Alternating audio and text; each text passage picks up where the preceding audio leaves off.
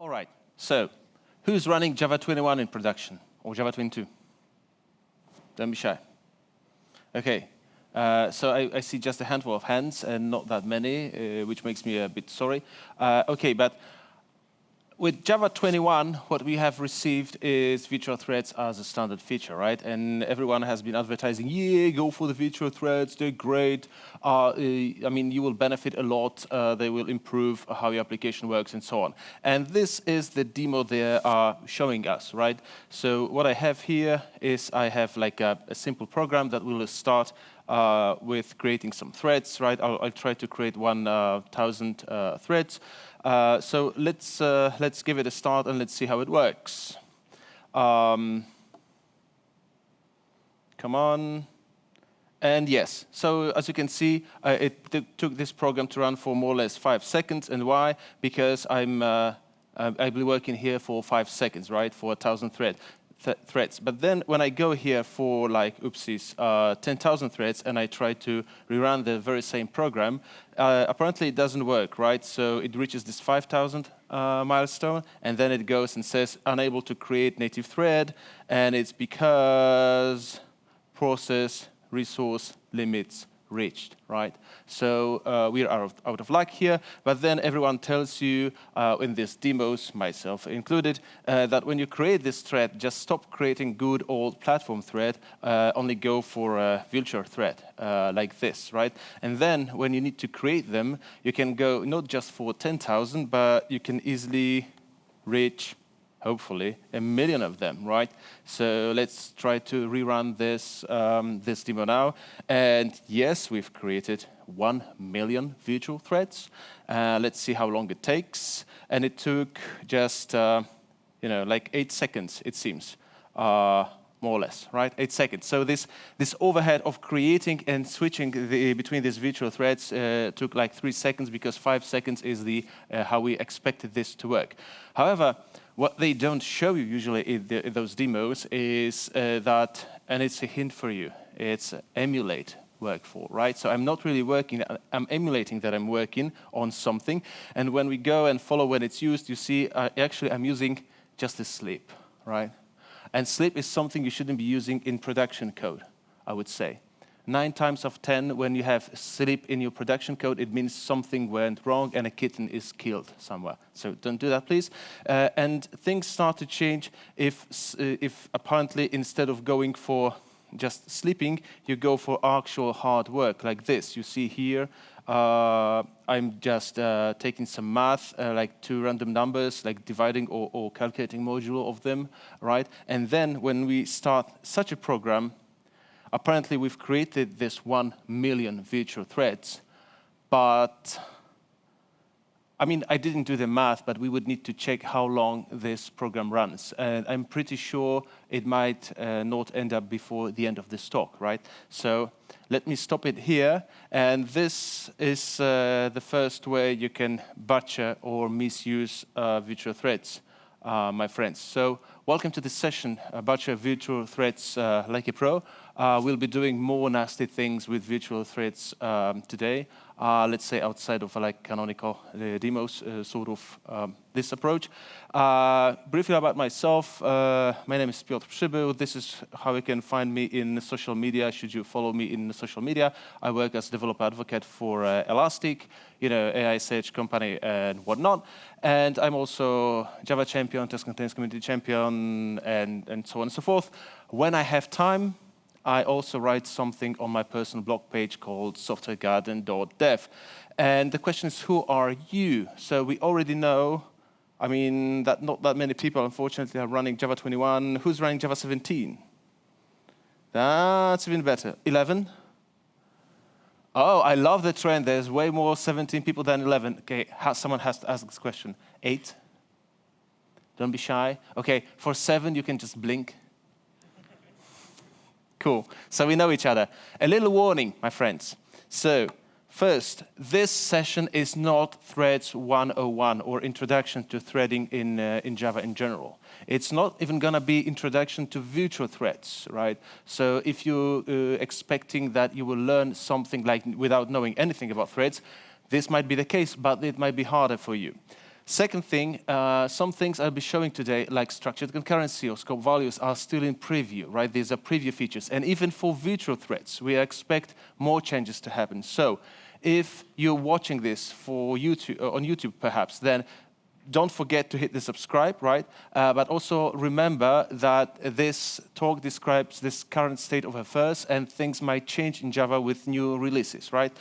And last but not least, I'm just a human being, right? Especially when I'm stressed, and I'm a little bit stressed, talking to so many people right now, I can make silly mistakes, right? And that's on me, but please keep in mind that I may start saying funny things or whatnot, which also means that, because we'll be experimenting quite a lot today, right?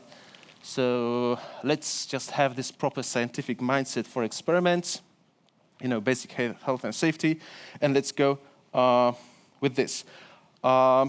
Before I forget, I brought you some elastic stickers, so after the talk you can come and grab as many as you'd like to. All right. So virtual threads coming from Project Loom, and people are asking this question: is this the biggest change in Java since introduction of Lambda, right? And some people say yes, this is the biggest change since introduction of Lambda, and some other people say bullshit. No, that's not true. It's even bigger. So I won't answer this question for you. It depends on your system, it depends on your experience, on your use cases, but this is the question you have to ask yourself. But I'm still pretty confident it's nevertheless a big change, a change that might have a huge impact on how we create systems, how we maintain them, and whatnot. So virtual threads are part or standard feature since Java 21 in this JEP. We also have structured concurrency as a preview feature in this JEP in Java 22, and scope values as a preview feature as well in JEP 4.6.4. So you're more than welcome to go to these JEPs, read the release notes, experiment with your own and everything. Okay. I promised you there will be no intro, right? But it's just like life happens, there will be a little intro, and this is the intro, right? So virtual threads are great for I/O and waiting, but they're not great for everything, right? That's why there is no way to switch them globally on and off in your program, right? There is no -d, there is no -xx if you want to go for virtual threads. There are ways to switch them in frameworks, like, for example, Spring or Quarkus, but this then, the developers of these frameworks have taken great care, where virtual threads shall be used or not, right? Is it me or... I guess it's not me. All right. So whenever you need to use virtual threads somewhere, or like executor or thread factory or whatever, you have to alter the source code, and then instead, just like I shown you, instead of good old platform threads, you have to go for virtual threads, right? And perhaps this is the most shocking thing to many people. Virtual threads won't make your application run faster. Virtual threads aren't faster than regular threads. They won't squeeze more juice out of the silicon of your CPU. They will just make your application scale better. AKA, if you, for example, have a request, right? Your application, microservices, handling requests, and handling of each request takes, let's say, 2 seconds. After you switch to virtual threads, it will still take 2 seconds, only you'll be able to handle more requests at the same time, right? That's the whole story. Okay, because how do they work? I guess I've heard it somewhere, and I like this metaphor of regular cars versus taxis. So, as we know, especially in Krakow, that cities aren't made of rubber, right? If everyone wanted to have their own car or 2 cars or like 1 car per each family member, right? Soon we end up with no parking lots. We end up with no free lanes or on streets during rush hour and so on, right? So this is like your regular platform thread, right? Which is like matched 1-to-1 by system thread.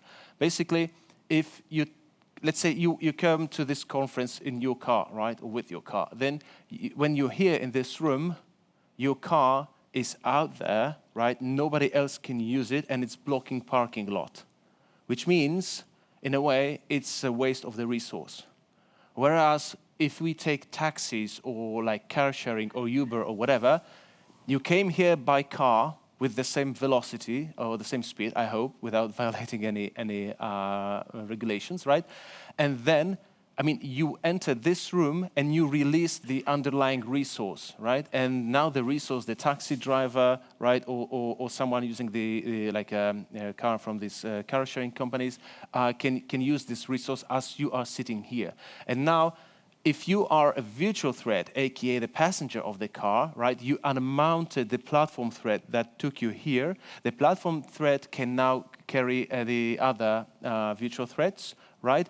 And you are doing I/O or you are sleeping, for example. This is how basically virtual threads work, right? It's a very sophisticated engineering. There is no magic behind this.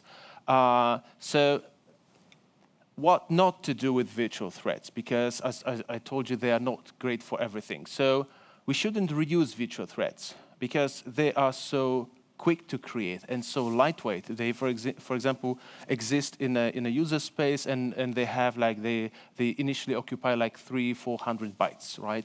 So they are way cheaper to create and to maintain than platform threads. We already know.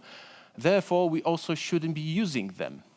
So if you have this pool managed solution, when, for example, you handle back pressure by having a pool of threads, you shouldn't be doing this with virtual threads. You shouldn't be pooling them. But basically, we need to start thinking in different terms.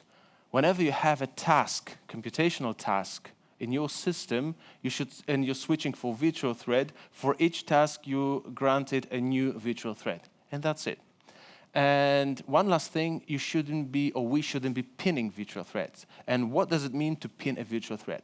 Let's continue with this cars or taxis metaphor, right? And now, we all know this Hollywood Class B gangster movies, right? So they want to rob a bank, and we know it's not the real life because usually in real life it's bank robbing us, but let's not go this way. And so we have this poor movie, and the robbers tell the driver, keep the engine running, right? And now, instead of like releasing this car, the driver keeps it running, right? Or let's say you can do the same when you go to a restaurant. You can tell the taxi driver, please don't go anywhere else, just stay here. I will pay for you staying here, right? Although I'm doing I/O, meaning having a dinner with my friends or with my family. And this, in the world of virtual threads, it's called pinning. And right now, it happens in two situations. When you have a native call or I/O call from within synchronized block or method, right? And it takes more than 20 milliseconds, if I'm not mistaken. And you can detect this if you're not butchering virtual threads like this by doing two things. First, you can go for this trace pin threads, and I recommend going full. And it will output or put to your standard output like if you are pinning a virtual thread, meaning the virtual thread cannot unmount the underlying carrier thread, right? It keeps the engine running. The full one will put you or will print you the whole stack trace where it happens. And the other thing is, if you're using JFR, who's using JFR? I mean, I suggest you should be using JFR because it's good for you in general. Then you can like do a recording. Since Java 22, you don't even have to like dump a file. You can just go for JFR view, and then you can look for the events which mean or represent that virtual threads are pinned. Sorry, there's one thing I forgot, of course. If you have questions, go for Slido and enter them, right? This is the QR code, if I'm not mistaken. There's one question already there, and I will then try at the end to answer the questions you have. Sorry, as you can see, I'm a bit stressed and I forgot about this. Right, so the thing is, you don't want to discover this the painful way in production. You want to test it ASAP. You want to test it in your CI, or even better, you want to test it on your developer machine, that you are pinning virtual threads, right? And let's say, I mean, this is how we can do this. This is one of the examples. So because like NDA and stuff, I can't show you a real thing, but I like created a demo that mimics whatever happens there. So we have a searcher microservice, right? And inside the searcher microservice, we have a search client that will search for things. In this very case, it will search for books. And of course, if you need to search for things, I really recommend going for Elasticsearch because there are like many good reasons to do so. So we have books index, and we'll be searching for books using this client. And the whole thing is, if we switch this search client to use virtual threads, how can we make sure that we don't pin these threads when doing this call? I mean, that's the general caveat in here. So what we can do is we can introduce this lovely piece of technology to our testing infrastructure called ToxiProxy, and the name is pretty self-explanatory. Basically, it allows you to create toxic networks. So now, instead of going for like direct call like we had before, I can make a call via this proxy, right? So it will take more or less half a second, like, I mean, plus minus some jitter. And this guarantees that if we are pinning virtual threads in here, we should see this, right? Either in logs or in JFR events. And then, I mean, if you want to set this up, this might be challenging, so what we're gonna do, of course, we're gonna wrap everything inside test containers, right? So I'm gonna start 3 containers, 1 for Elasticsearch, 1 for ToxiProxy, and 1 for this searcher service. And basically this thing is going to call this thing via this thing, right? Let me go for the demo, and let's hope the demo gods are with us today. All right, so where are we? Let me first roll this thing back so we have a clean state. And we should have it in, this is the book searcher, right? But where is this, where is this demo? So this is the book, right? We're gonna keep, as you can see, it's just a record, right?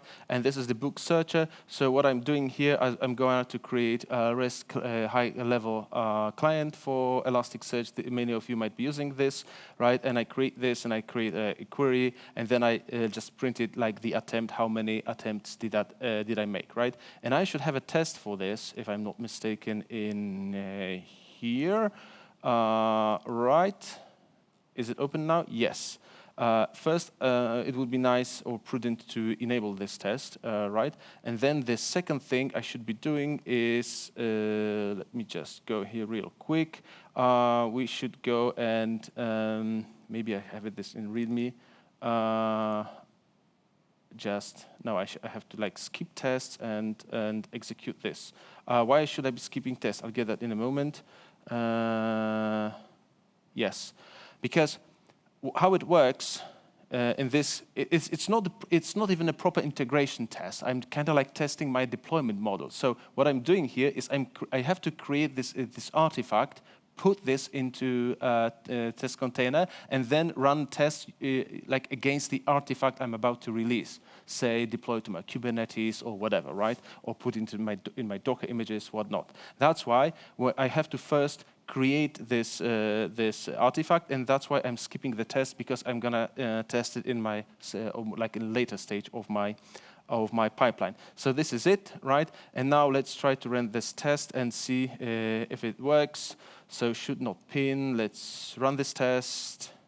And what I'm doing in this test, as you can see, maybe let's go quickly. So I'm creating a network, right? And this is how I'm going to initiate my Elasticsearch. I mean, to put some data in it, right? And this is like my artifact I'm going to test. So this is this thing, basically. And then I'm starting Elasticsearch. I'm starting with this network, right? And I disable SSL only because of one reason, because I'm proxying it. So proxying, as you know, TLS or SSL things isn't trivial, and we want this to have impact on our test, right? For any other case, when you're just testing, you have integration tests with Elasticsearch, I recommend you just stay to SSL, right? And then I create the Toxi proxy with this network and this container of mine, right? And then what I'm doing here, I'm starting all of them at the same time. This is how I can prime or initialize Elasticsearch with my data. So instead of using Java client, I'm just using curl. So if you happen to use, I don't know, other technologies, I don't know, like Go, for example, like test containers and Go, you can copy this. That should work. And then what I do here, I'm just stating, like I'm creating the proxy, like this slow Elasticsearch connection. And this is how I set or make it like so toxic, right? And then I make sure that when I call this client, right, and this is the jar, and this is where it should be calling to, hence this port 8 with number of 6, right? Then I'm using this parameter I was showing you. And this should print us whenever I am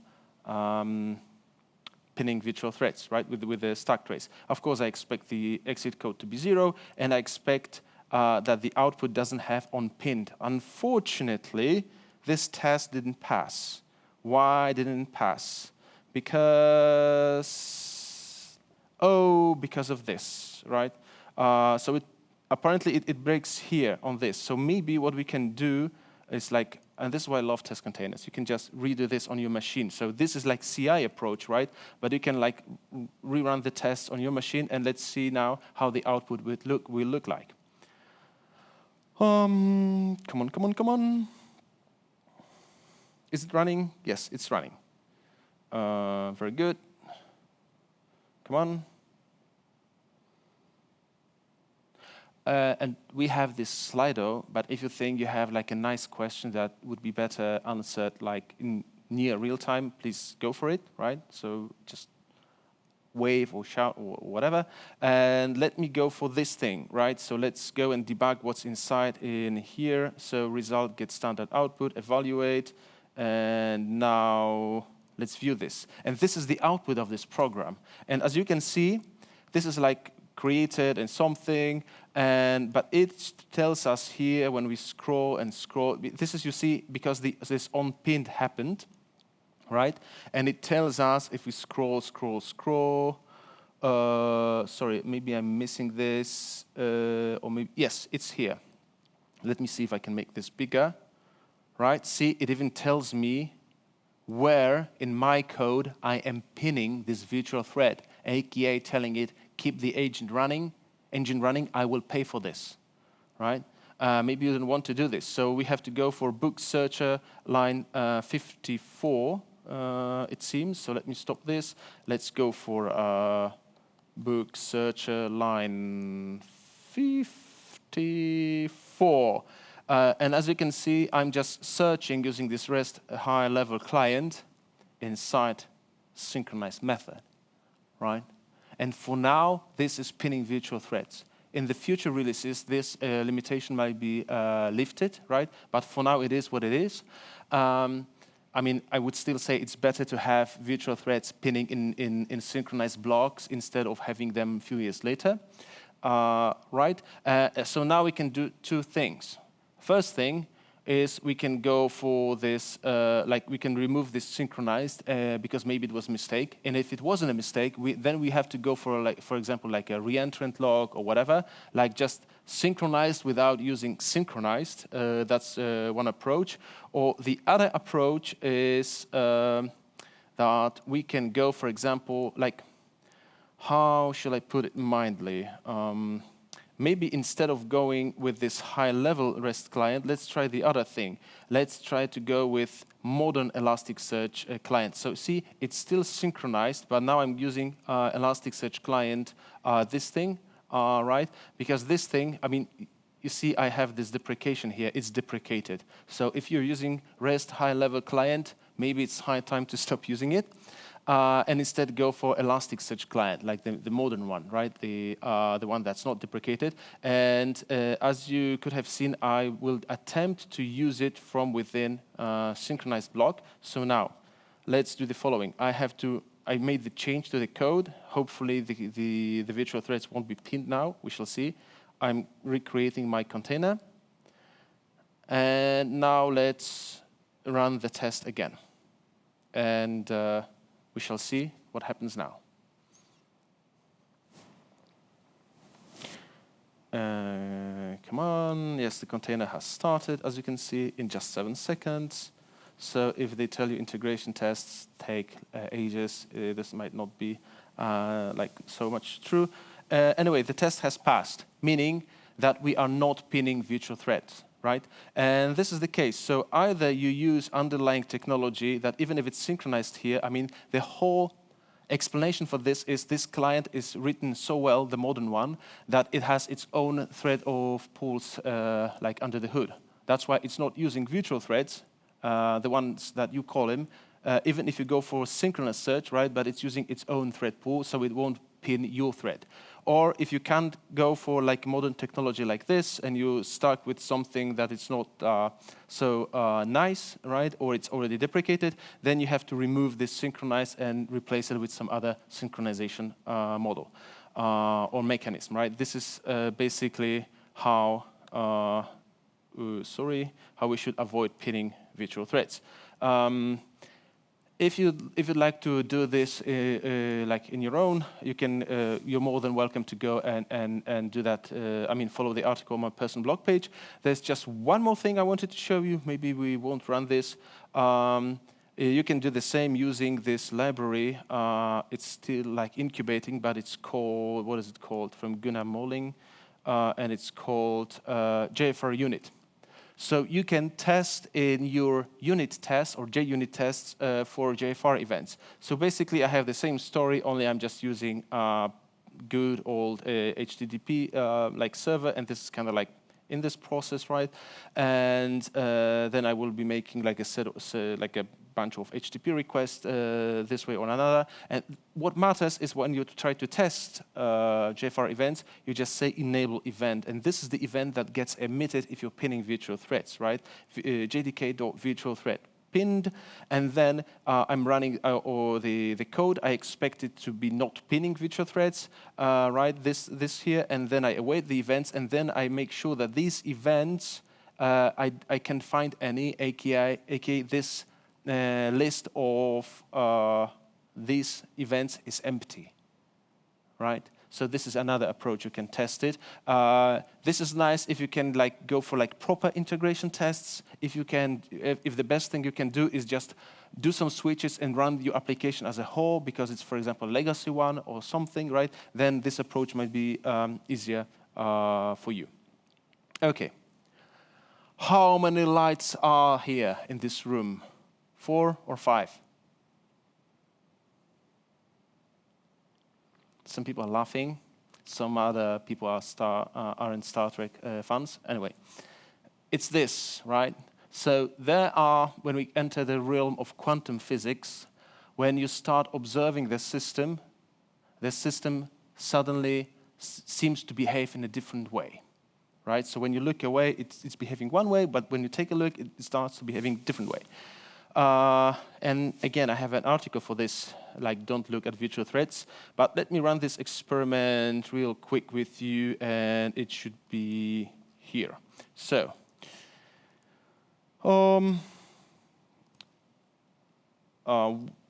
we have some tasks to do, right? We were given this ticket from Jira, or other issue tracker that we should be doing some tasks, and our program is going to run for whooping 6 seconds, right? And when it's finished, we're gonna see how many tasks we have started and how many tasks we have finished, right? And what are these actual tasks? So these tasks are basically we're going to do like a handle task like here, and I'm going to do this using parallel stream. Okay, in this thread, so I just create a new platform thread called stream1, not to interfere with the main thread of my application, all right? And now, the question is, if handling this task takes 5 seconds, and I'm going to run my program for 6 seconds in a parallel stream, like here, how many tasks will I complete? Come on, don't be shy. 1 task. Can I get more? Can I get any less? Come on. Who can give me 40? Can you give me 40? Come on, people. I mean, it's after a long coffee break. You should be alive. Like, Shout something. You're breaking this talk. Come on. 5. Someone shouted 5. I will shout, it depends. What does it depend on? Because it's easy to say it depends. H-top. CI should have 12 cores. And that should give us a hint, right, that I have 12 cores. And now, when I run this program, let me try to run it. Maybe you can even see how the CPU cores behave then. Right? You see they're all busy. They're all busy, and now they're not busy because 6 seconds have passed, right? So what has happened, or maybe let's try to go, where was it? Here. Yes. So we have finished 12 tasks and started 24. Why is it so? It's because first a parallel stream started as many tasks as I have threads, cores, basically. I mean, that's oversimplified, but how we can understand it. And then it started another batch of 12 tasks, right?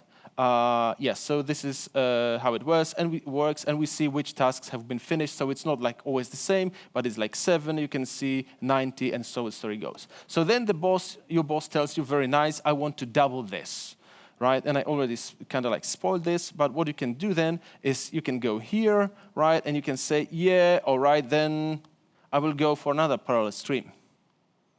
So I will have 2 parallel streams. This will be till 100, and this is like 100 to 200. And now the question is, how many tasks will I complete within 6 seconds? I can't hear you. Same number, someone said, so 12. Can I get it more? Can I get it less? 24, someone said. Okay, let's see. And I will have, as you can see, I started this thread and this some other thread, and I have 13, right? Let me maybe show you, like with this thing, it should be a little bit easier to understand what actually is happening. So this thread, or this stream should exhaust my whole fork join pool within these 10 seconds. Don't do that in production code, please. And then, as you can see, or as we should be able to see, yes, this is what happens. So these tasks, 11, are handled by this fork join pool from in here. And then we have 1 task handled by this thread. And then we have 1 more task handled by this thread. And this is the only one that's from within this range, 100, 200. Okay? Basically, if you exhaust the fork join pool, there will be no more juice, all right, to squeeze. And if I don't have this, and these are like more or less running in the same time, then they will basically split. So as you can see, I have more than between 100 and 200, right? This is how it works. Then they split on this fork join pool, right? So we can say, okay, we are not going anywhere then with a stream approach. So what we can do instead is, sorry, I just clicked the wrong thing again. What we can do instead, we can go for, what else? Virtual threads, right? Because they're so cool. And I mean, we're promised extra performance and whatnot, right? So I'm running tasks like between 100 and 200, and I'm just handling the task when I start these threads like manually, sort of like a savage, right? But question is, how many tasks will I complete now? All of them. What do they do? This is the what did they do? Who said what did they do? I have jellies for you. That's a good question. Okay, I throw, you try to catch. Almost. Sorry, I'm better at throwing exceptions. I'm promising you. Yes. So what I'm doing here is I have this hard work, and this is what we've seen, right? So it's the actual work. It's like, I'm not cheating here, come on. Why would you think I'm cheating? Okay, let's rerun this thing, and we will have, kaboom. We have finished 12 tasks again. And you might start worrying, come on, but we're promised like extra, like the extra performance and whatnot. So your boss tells you then, why don't you go and debug this thing or like try to see what's happening inside? Where are we losing this time, basically, right? So you say, okay, fine. So then what we do is like you go here or we go here, and instead of working for a big chunk of 5 seconds, let's go the following way.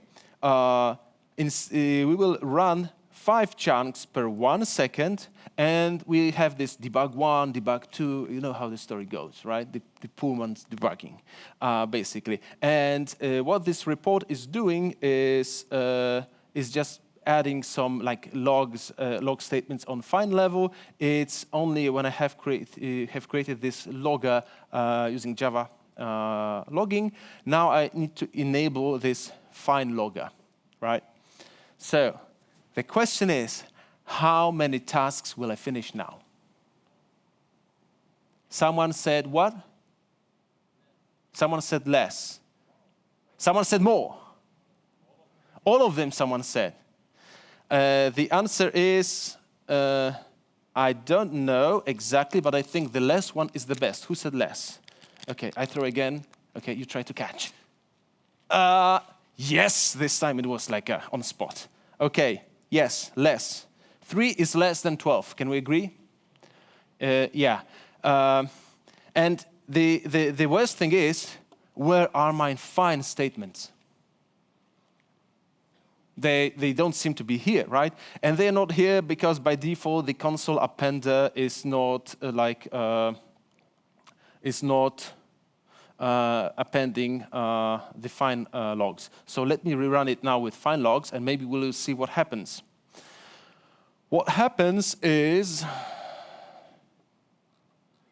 my friends, as you can see, what happens is now that we have all of these at step 1, and then this goes to step 2, but the other ones go to step 1. Why is it so? Let's just try to see what this worker is doing. So as you can see, this is this worker, and it's been like working on step 1 here for task 111, and now it jumped for step 2 of task 102. What happened? What happened is, let me find this. What happened is I/O. What happens here is I/O, and whatever I/O happens in virtual threads, right? It's like you can tell to taxi driver, just wait here for a second. I will just go get something like real quick and be back like within a minute. This is not what happens with virtual threads, okay? And you might have seen something like this when you are, for example, a big event, like concert or like big game or whatever. And let's say you call the taxi, the taxi drove you to the stadium, and now after the game is finished, you wanna call the taxi again. And then the thing is, just because you are virtual thread going to the stadium doesn't mean that you will get higher priority going back. Okay, I don't know how taxi companies actually work, but let's assume that you have the same priority every time you try to call a taxi. So when you are a virtual thread and you want to call a carrier thread to take you somewhere else or back, we don't know that, then you don't have any privilege over everybody else like the fresh ones, let's say. Which means 2 things. First, every I/O in virtual thread is like unmounting you from a carrier thread. And second, if you swarm with the tasks, right, then you need to take care of back pressure. Because reactive is not just async thing, right, or lack of side effects. It's also, my friends, handling back pressure or flow control, whatever we call it, right? And so if you go for virtual threads, now it's your responsibility of doing this. Like we can go for like blocking queue or whatever, right? And we can see it here. See, it depends how, for example, your company is measuring your performance. It can be even see here. Like let me go disable this fine log because it might be too much. Yes, let's go and disable this thing again and this thing again. So without fine logging. Right, oh, sorry, I need this. So let's rerun, and then I'm running this for the last time, I hope. Come on. You see, we have finished 5 tasks this time, but we started all of them, right? So it depends what you measure as success. If your success is like start processing everyone, and like let's worry later how long it takes, then it's great success. And if you just need to go for the, like whoever came first is finished first, then you need to control the back pressure, right?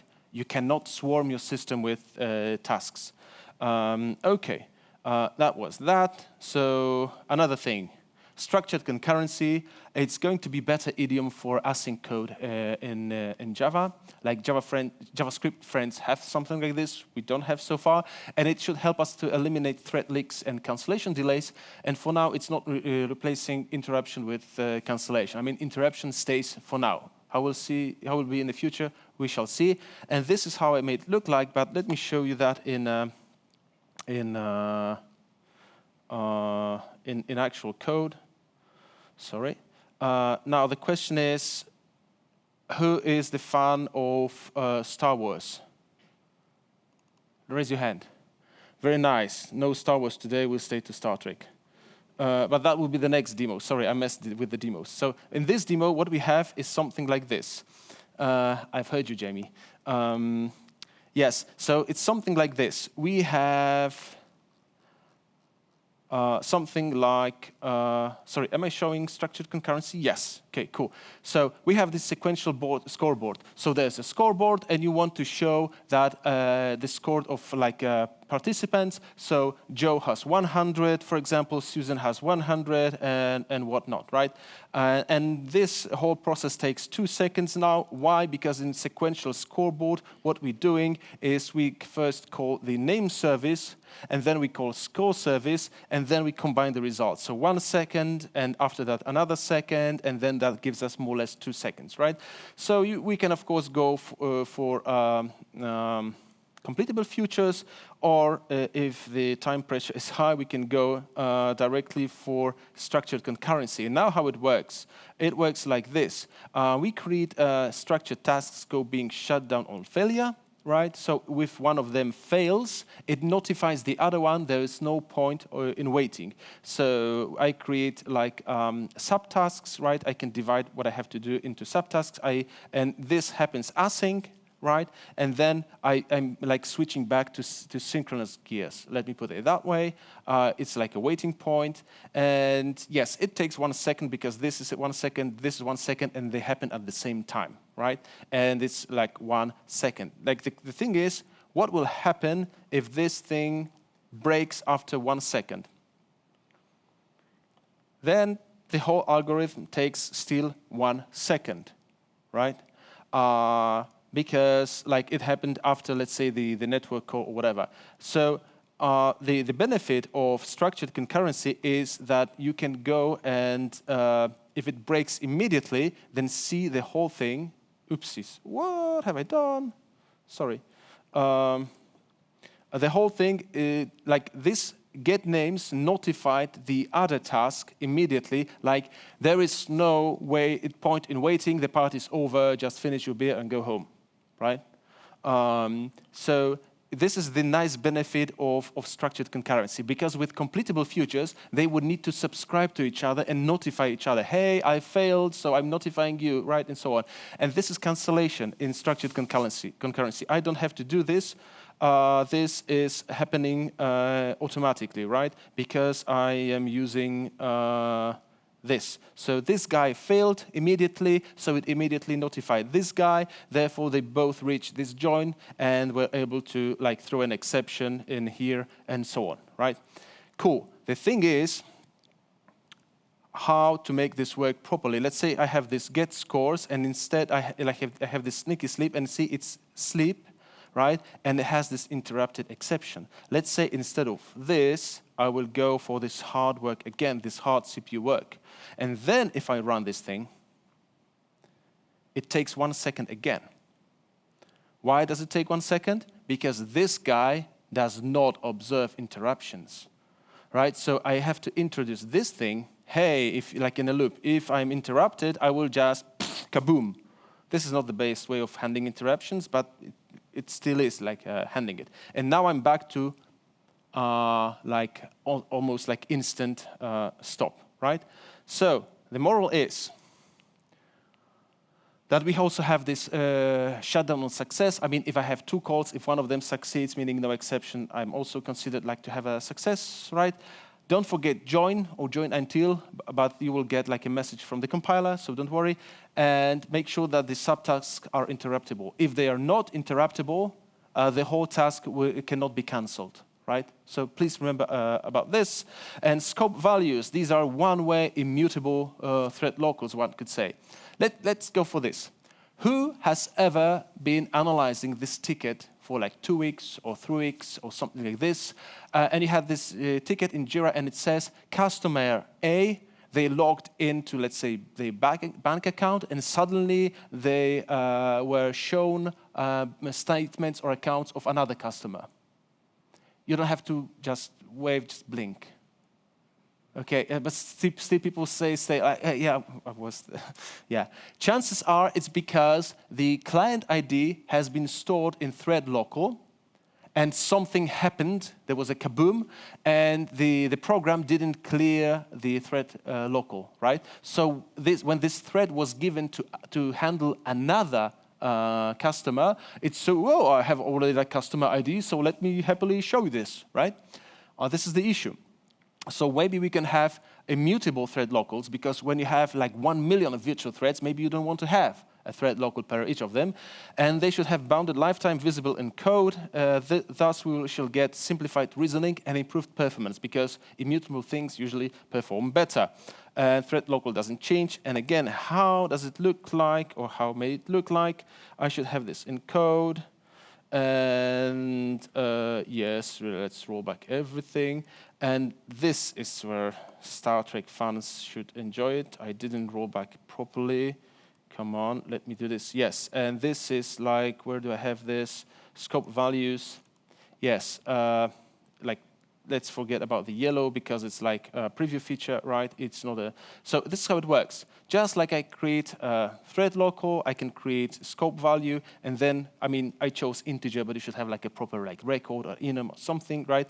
And I get the level from the request, and I'm doing some stuff on Voyager, right? And then this character has been put to a prison because there were like severe accusations, but when this character is out of prison, it's able to do this stuff on Voyager again. So what is the stuff it can do?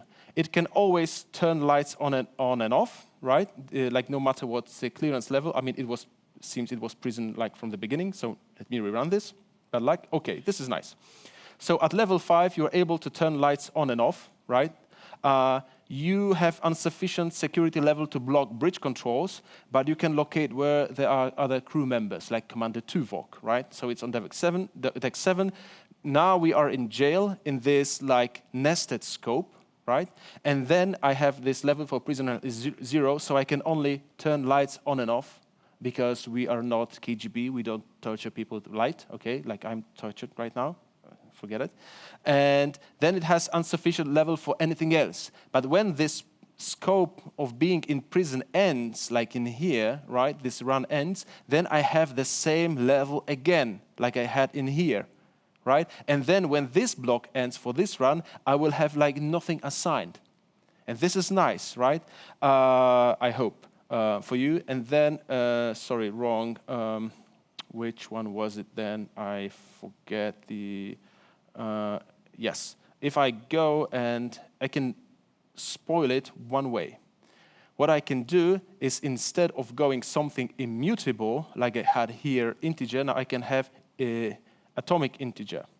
And what's the danger in this? The danger is maybe it's not exactly a log4shell situation, but it means that when we throw someone to jail, right? Or when they just try to turn lights on, suddenly they change the clearance level because the darn thing is mutable now. So let's see what happens now. So we should have the request came and said you're on security level 3, and suddenly I'm able to do everything. I'm able to block bridge controls, which should be like possible since level 10.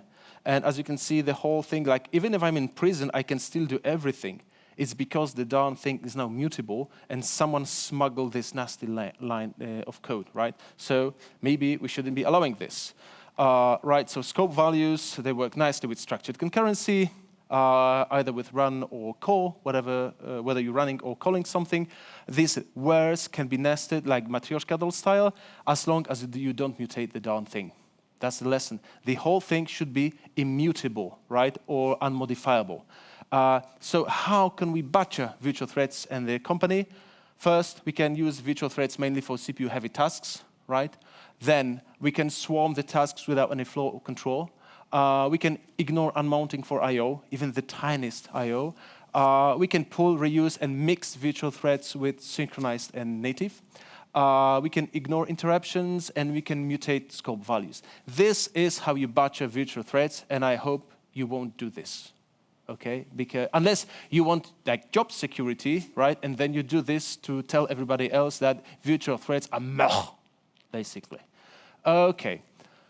Please always provide feedback for the speakers. This is my anonymous poll. If you want to tell me how it went, please scan this code. If you're watching this on YouTube, you can also go and scan this code. I will appreciate this. Anyone taking any more? Okay. I'm afraid we're at time, so I won't have time to answer the Slido questions. I'm really sorry for this, but I'll be here around, so you're more than welcome to ask me questions. If you have the urge to follow me on social media due to whatever reason, this is how you can find me on some of them. This is the link for you to everything, the slides, the link to code. You can play with the code. So if you need to like take a reference for this talk, this is your time. In 5, 4, 3, 2, 1. Okay. Thank you very much. Dziękuję bardzo.